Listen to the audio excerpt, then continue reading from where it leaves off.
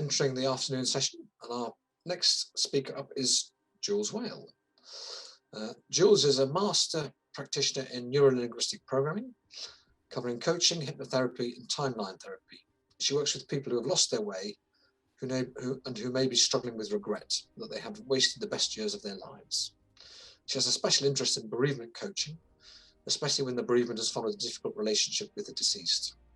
Her work enables clients to reach back into their past, deal with the bad stuff, and create their best ways forward.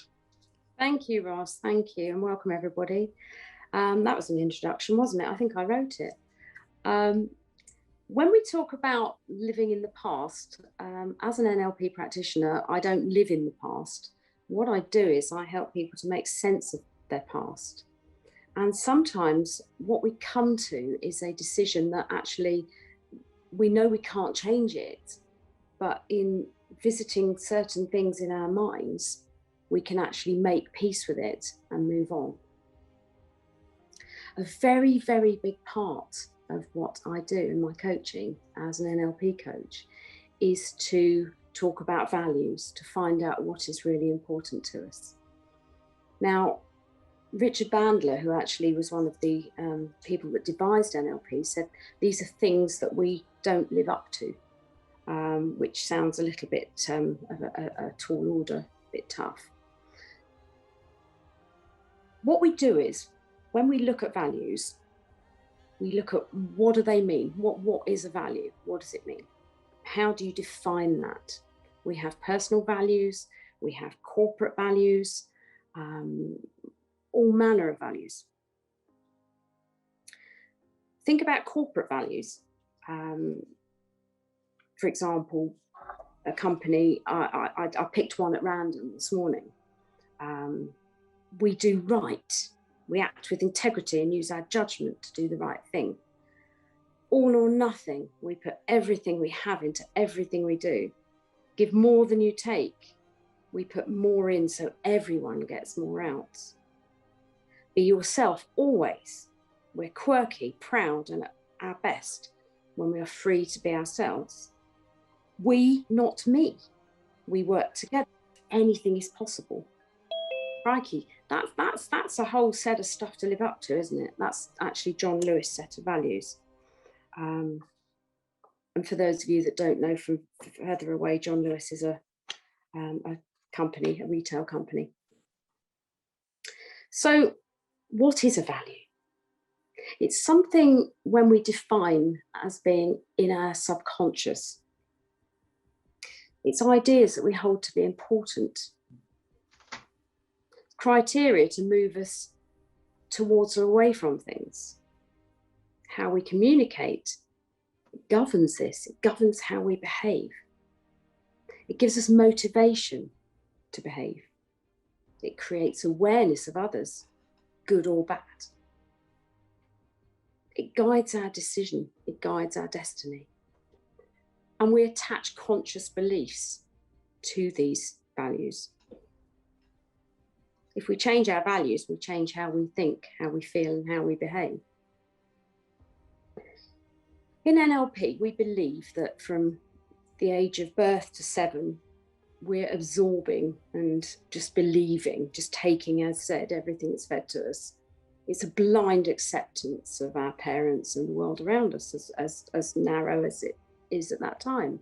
So we're taking on board things, be quiet, be respectful, don't show off. So we're taking all these stimuli on board. Do your best. From the age of 8 to 13, we start modeling, we start copying people. We try values on and off.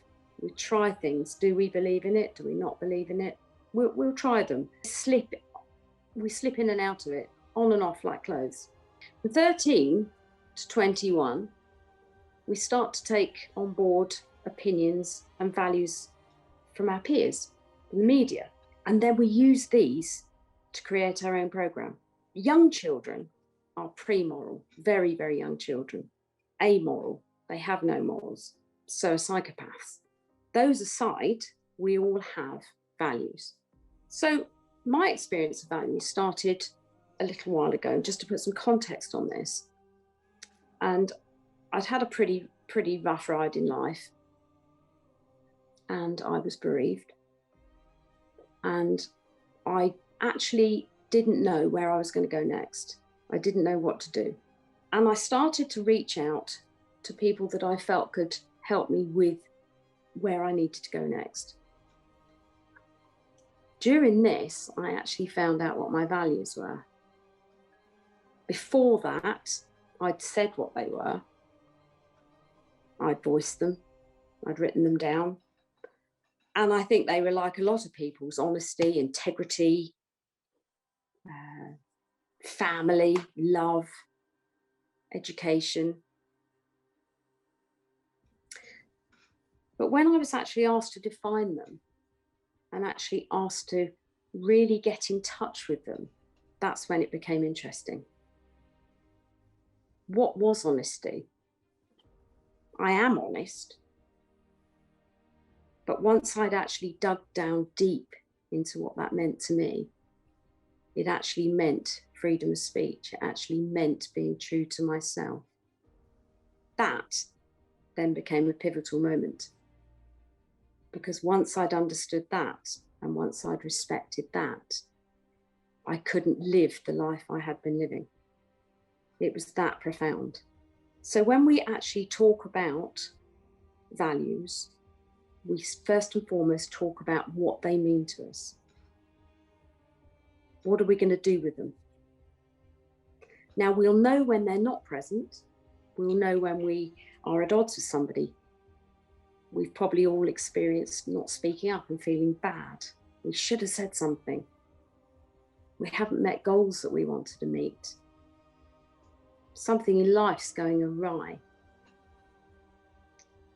We may have an unsatisfactory career path. We may be people-pleasing. Ouch.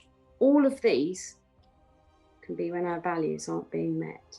So what I wanted to do is I thought we'd just have a little exercise into how we define what a value is. How do we define what it means to you?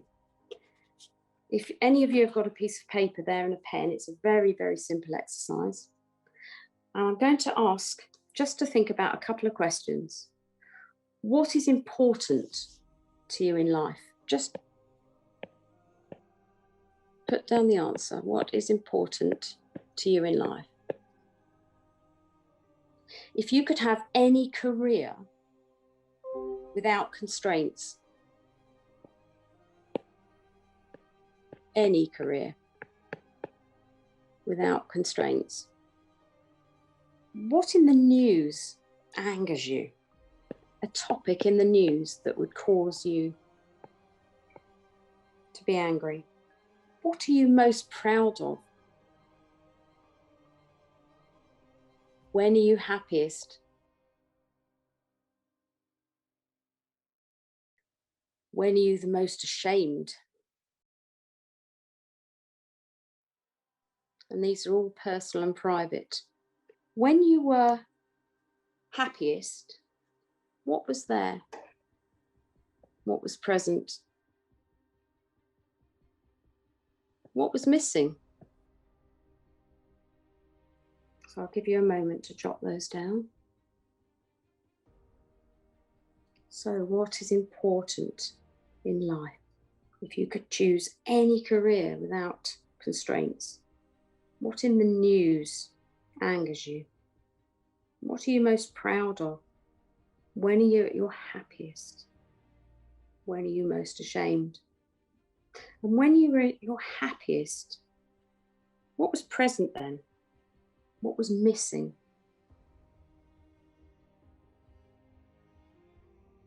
So this exercise is a very, very first steps into free fall thinking when we talk about values, what is important to us. And you'll notice we are all unique.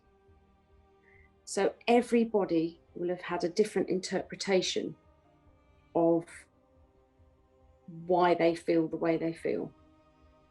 So when you look down at your list of, and they are entirely private, when you look down at your list of answers, you will have feelings attached to each answer that you've given.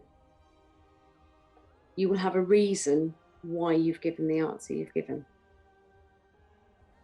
Does anybody want to share a single value that's come out of what they wrote? Sarah? Yeah, mine's all about self-empowerment, actually, everything, and empowerment of others. So if I don't feel empowered by being the best in me, then that brings up shame, or it brings up, well, judgment is the biggest thing, because when you're judged, you know, that hits I know I wasn't my highest and best. And so it's all about anything in the news or anything that squishes people's point of view. I get riotously angry. Whereas, yeah, me and with myself, if I've, you know, let myself down. So all of that, it's all about empowerment. Brilliant. Brilliant. We'll go on from that in a minute. Anybody else want to share one? I'm happy to share. Lindsay. The question that really got me, it was a fantastic question, was this one about in the news and what angers you, because I'd had something recently that triggered me so much. I was almost surprised how much it triggered me, and it was the story about the post office masters who'd been you know, convicted, had you know, many of them sent to prison, and I felt this deep sense of injustice and anger that had continued for so long. And I think what it made me realize is that there's a couple of things. One is that, you know, honesty and integrity is so important to me, that when there is an injustice about the way other people's honesty or assumed honesty is treated, that particularly rankles with me. So thank you for that question, because I've kept going back to that story. And I mean, I think it's obvious to many of us why it's a triggering story, but I don't think I'd connected it within me in terms of the different aspects of it that came back to what my values were. Thank you for Thank that. you, really thought-provoking. Thanks. So there's a positive negative and a negative positive in that. Yeah. And it's we don't know why we feel like that until we understand what our deepest core values are. And then when they're being bashed, then we realize. So if we're working in an organization where, you know, we say we have shared values, do we? So when we look at our values and we look at how we're interpreting them as well. So your interpretation of honesty, Lindsay, could be about, you know,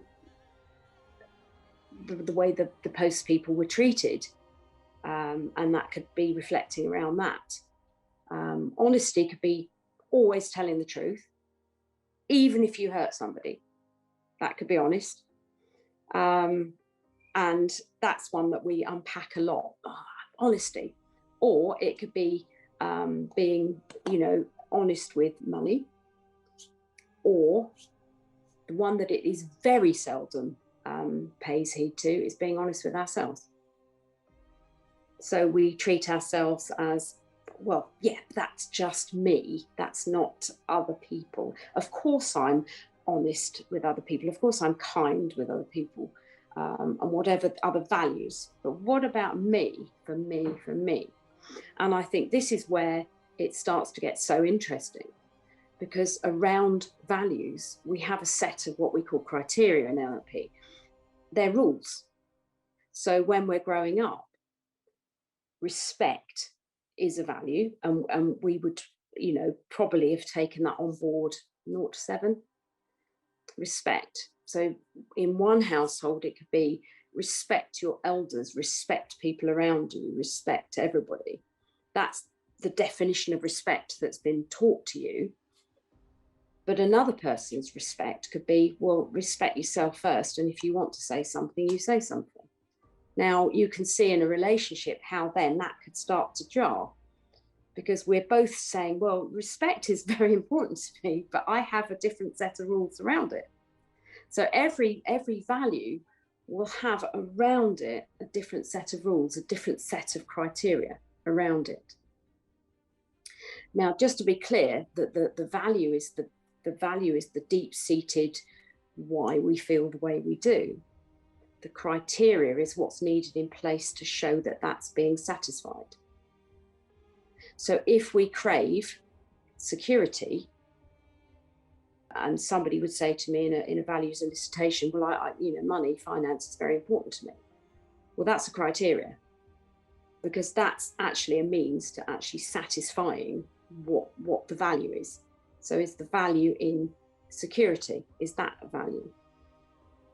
So we need criteria around it to satisfy that. Values are contextual as well, and they're evolutionary. We believe that we can change our values. We believe that that invariably comes with changing our interpretation of what those values were to start with. So, for example, going back to me with honesty, I'd never doubted, and people around me would say, you're the most honest person I know. And yes, I would say it if you said, do you like my hair? And I would say no if I didn't. That's, to me, is honesty. I'm not lying. Perhaps it would be tempered with age, but I had never been true to myself in anything I was doing. Very rarely. Now, to me, how can you say, well, honesty is intrinsic, it's my number one value, when I'm not actually doing anything about it? Love, for example, just to give an example of the last few people that I've worked with, several of them put love as very high in their values list. But to them, in no particular order, it meant inclusion, respect, caring, kindness, being acknowledged, compassion, friendship, loyalty, family, children. Now, you could say, oh, my partner, we share the value of love. That's great. But are we sharing the rules around it? That's not so good. So whilst we don't ever say to let go of your values, what we do in a values elicitation is to question where did they come from? I have one person on the call who I actually have elicited their values, and I think it would be very, very useful, Sandy, if you would be very kind to actually explain that during a values elicitation, how you ended up from one end to the other of what you thought were your values, and then what, is that fair? Is that fair to ask you that? Yeah, it was certainly a very interesting and very enlightening experience. And I didn't realise how much there was to unpack. We spoke about how I would feel secure. And we talked about, like you just said, the different ways that security sort of manifests itself for individuals. So I learned an awful lot about myself when I sat and I was talking to you about my values. And the strange thing is, in some ways at the time, it was something that I didn't really realise that I needed to learn and understand, a lot greater understanding as well, about one word just doesn't cover what I think it covers. Again, you said about love. I mean, what is love to me isn't necessarily the same definition as somebody else. So thank you for that, Sandy. And I think this is where it becomes really, really important in coaching. And the talk is about values in coaching. If somebody comes to me and they are looking for a career change, now I'm not a career coach and I don't profess to be a career coach, I'm a life coach. The first thing we do is to look at what's important to them. So we go through the values. Now, what I would ask everybody to do when they get a moment is to write down, and not on the call today, because this values elicitation will take about 2 hours. So it's a whistle stop tour through it, but you can do it yourself. And you write down all of the values that pop into your head in any order. And once you've got them all written down, you will have a natural gap and you will say, I haven't got any more. Now that's the key exchange then, because at that point, your mind is going from the conscious into the subconscious. I have got no more values. I can't think of any more. And you have a few seconds break and you start again.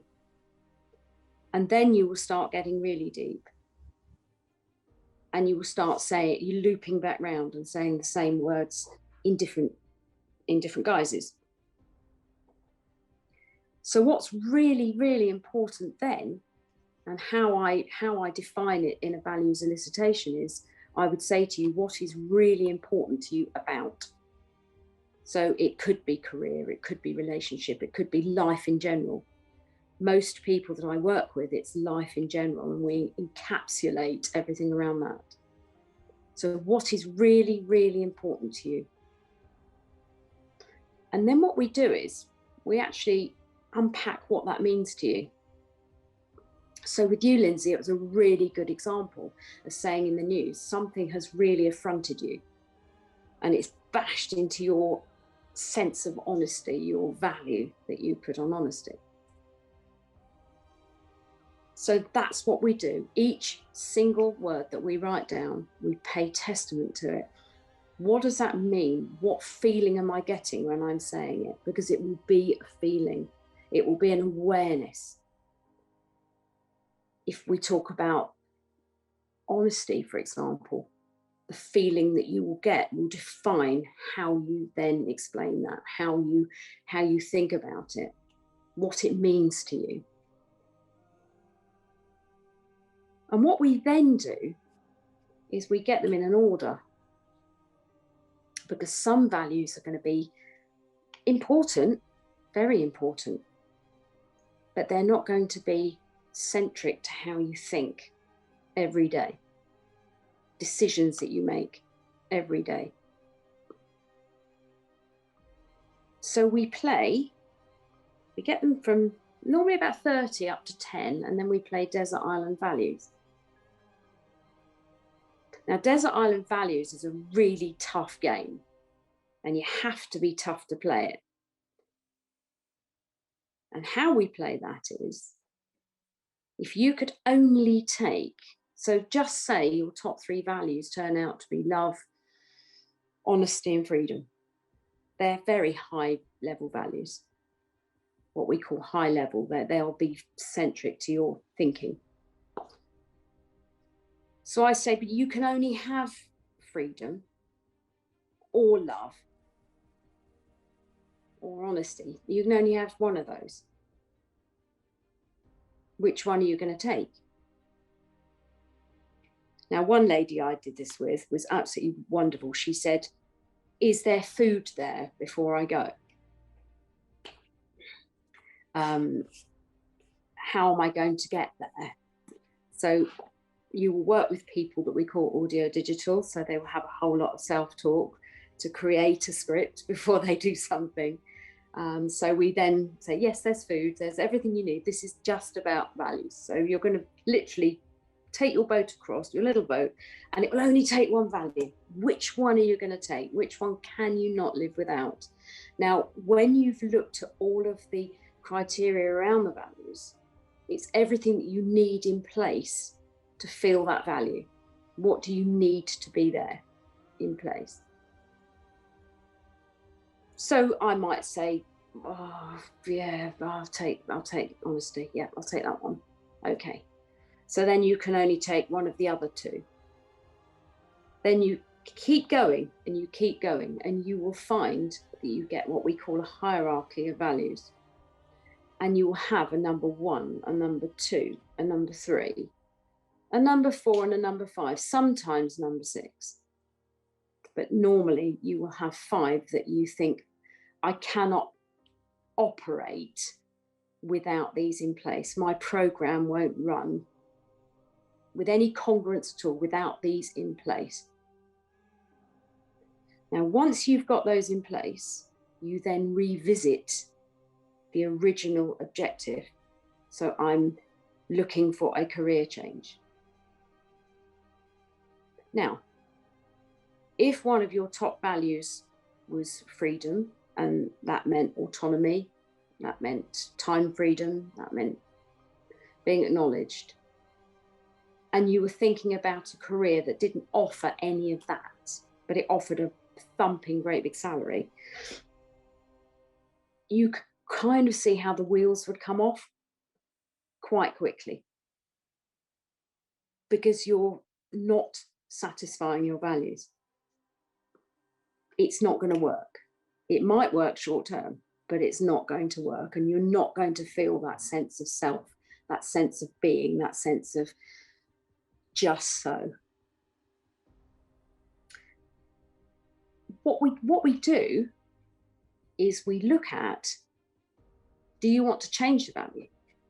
Now that sounds a really, really bizarre thing. Well, how do you do that? And the easiest explanation I can to offer is, I've been working with a lady who has been yo-yo dieting for many, many years, extreme yo-yo dieting. But in her top 5 values, health wasn't there at all. Not at all. So we talked around that. So if health isn't of much value to you, it was somewhere in the list, but it wasn't anywhere near the top. What is going to actually give you the set of criteria that you need to move forward and stop the yo-yo dieting and just be? She said, well, if I was more, I suppose if I valued my health more. I said, okay, well, let's do that then. So how we do that, and as I said to you earlier, you change the value, you change the direction. Every value, if you closed your eyes for a moment and thought about one of your values, you would elicit a picture. You would find something. If you thought about, if I said to you, think about somebody's voice, if I said to you, think about a parent's voice or sibling's voice, you could close your eyes down and picture that person and then get a whole picture around them. So what we did with this particular lady is we elicited her value of health. So she closed her eyes down and she saw somebody who was lean, muscular. She didn't know what weight they were because that wasn't in her picture. They were mobile and they felt healthy. But the picture was way ahead of her. It was in the distance. Now what we do is we then bring it forward. We bring it closer to you. It's right in front of you. It's right in front of your eyes and it's big, and we explode the colours around it. We explode the feelings around it. And there in front of this lady was this picture, this, in her words, life-size picture of her, mobile, not breathless, moving around, feeling absolutely wonderful. And then we literally seal it in. Now, by sealing it in, I've now had a couple more sessions with her. She stopped dieting completely. She started looking at more of what she eats. She started walking. And she said, it's the most weird thing, Jules. I just don't know why I'm doing it, but it feels amazing. And I just want to do it. Because the criteria around health are the actions that you put onto it, the beliefs, the rules around it. So to satisfy that value that's now number 5 in her values, it was somewhere loitering down in the basement, has changed her whole way of thinking.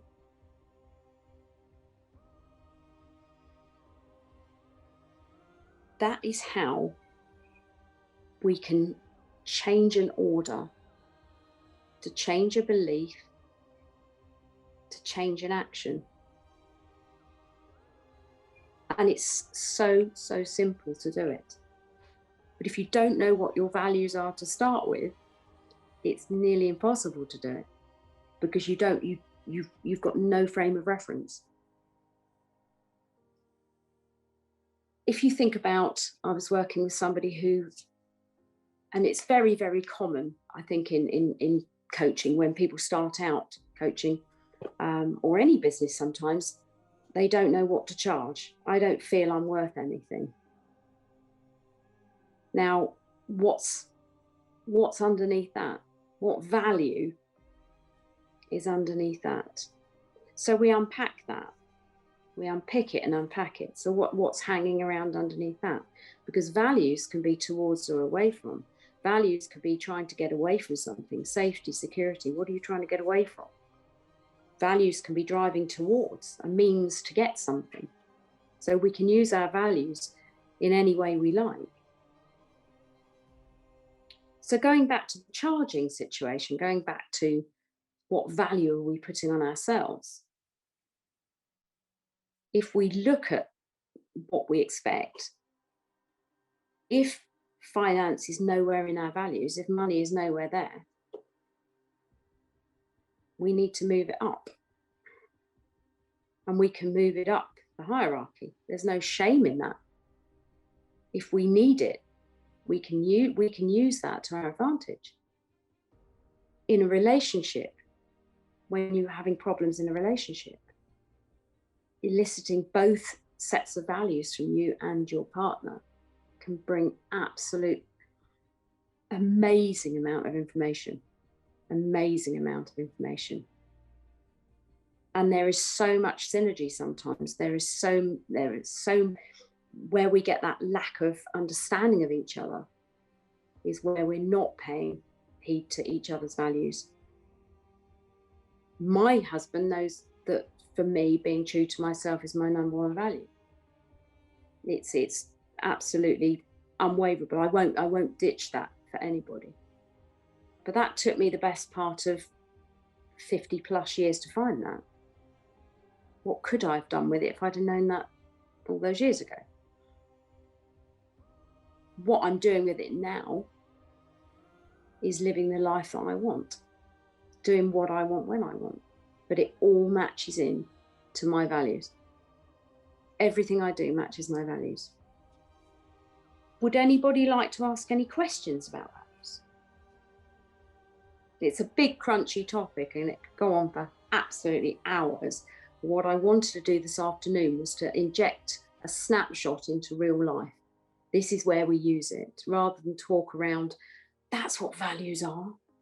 It's if everybody today has thought about, like you said brilliantly, Lindsay, now I know why I felt affronted.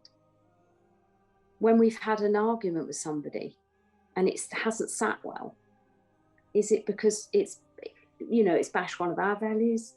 Do we feel rotten about it because we've infringed, we violate our own values by not speaking up? If you're an honest person, if you're more frightened of the situation, so you don't speak up, but you are violating your values.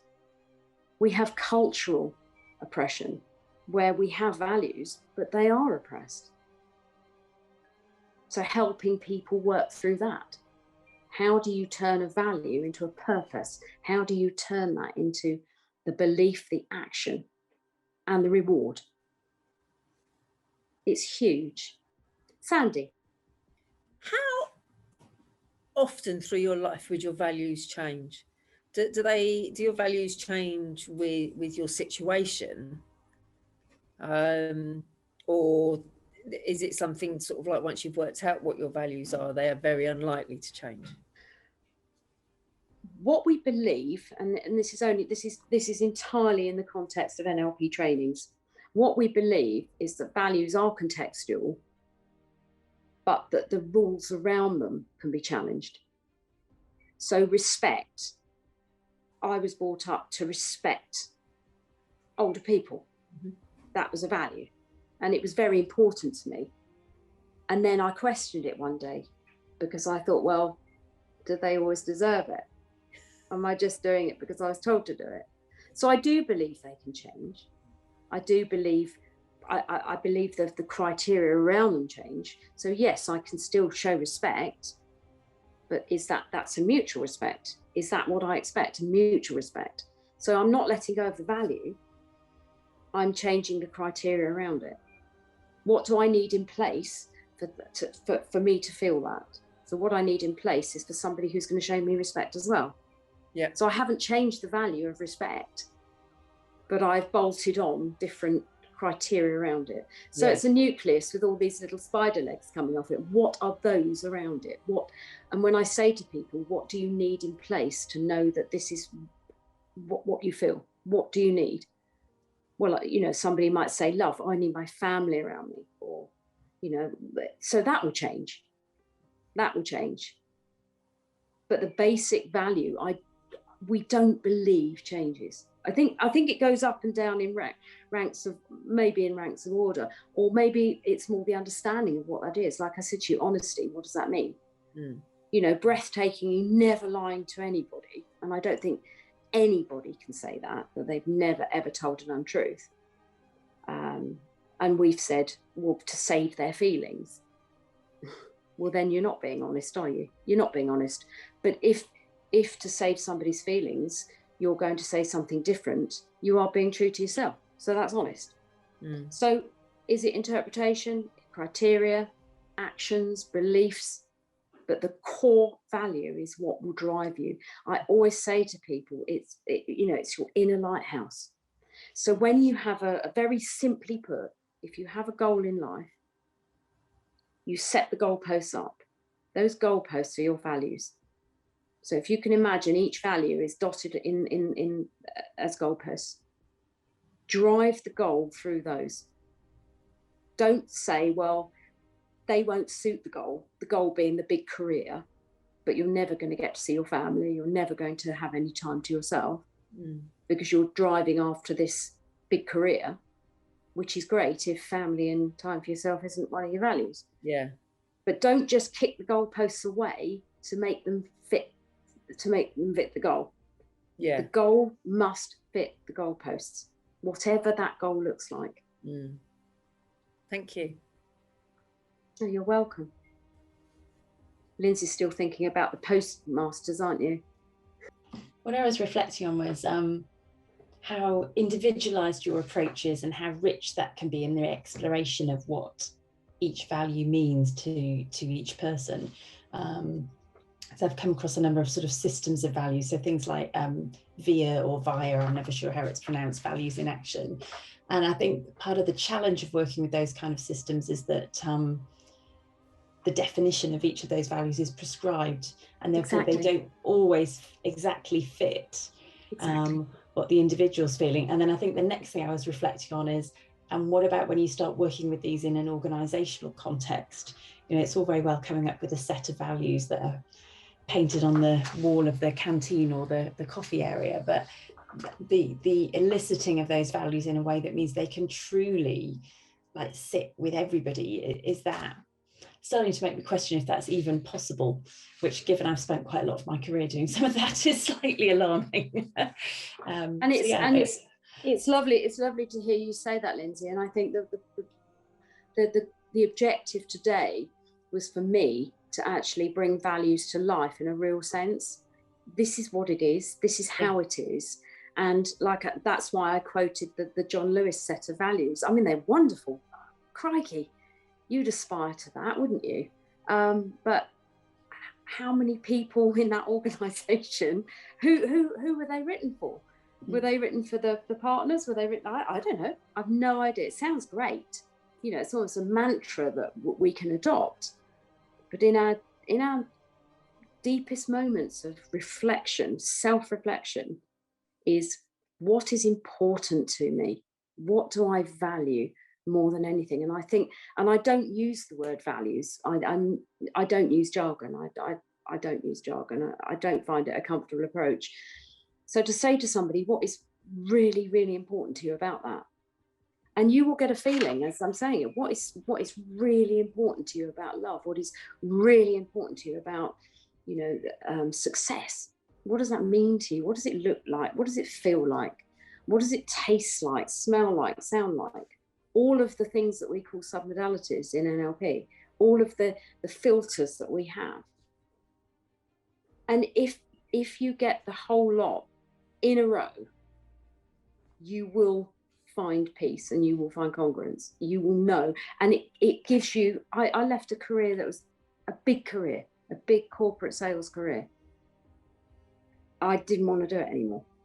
I left properly, with dignity, but on my terms, and just walked out into the unknown of doing what I'm doing now, because it was so powerful to actually, the desire to share this, the desire to put this into everyday life. I was talking to another master practitioner on Saturday, and he said, you make it actually sound fun, the way you do it. It's like fun, but it's real. You could sit in your own front room and do this.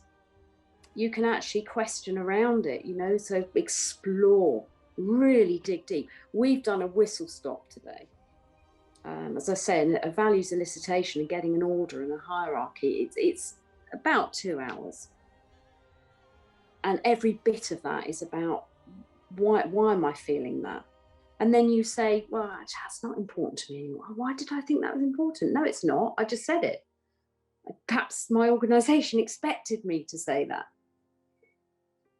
But to benefit you, it's about you, isn't it? It's all about you. It's all about self.